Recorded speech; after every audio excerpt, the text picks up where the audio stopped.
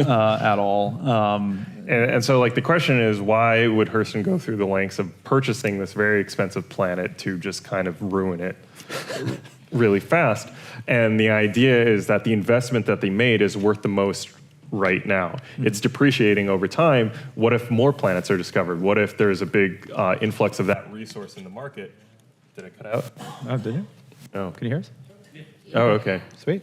We're back. I'm back, thank you. Awesome, there we go. And so, what if more planets come on sale? So basically, they're trying to milk every credit they can right now as fast as possible, and then invest that money that they make heavily in order to prepare for the future. Yeah, and part of the fallout from it is that even parts of the planet are sort of reverting back to its original state because there are so many pollutants and toxins in the air that it's become this very kind of, it's not really, it's technically habitable, but it's not great to live on.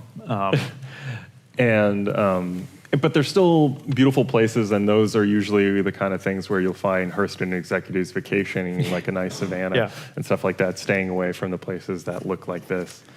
So there we go. So when they were doing the scanning and figuring out the resources and what they're going to do and how they were going to divide up the planet, there was a large swath of land that didn't have any really mineable resources, anything that they wanted to do with it. So they decided what better use for this useless land than to build a really big building on it. So that became that. Welcome to Lorville. Welcome to Lorville.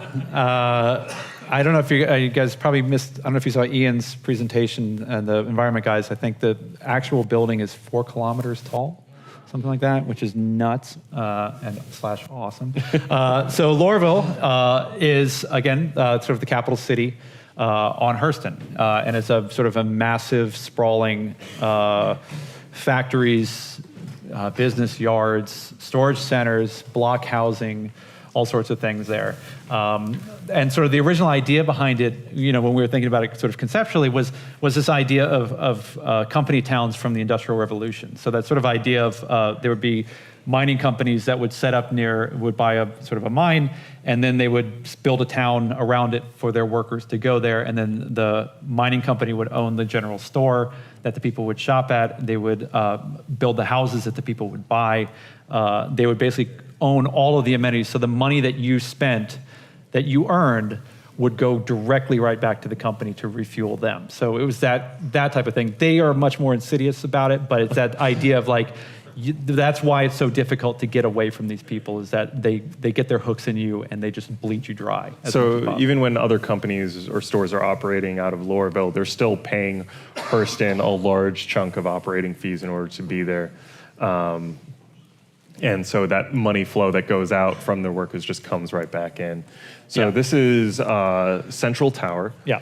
It's kind of the center core building of the whole city. And you can see that kind of Hurston wants to have a presence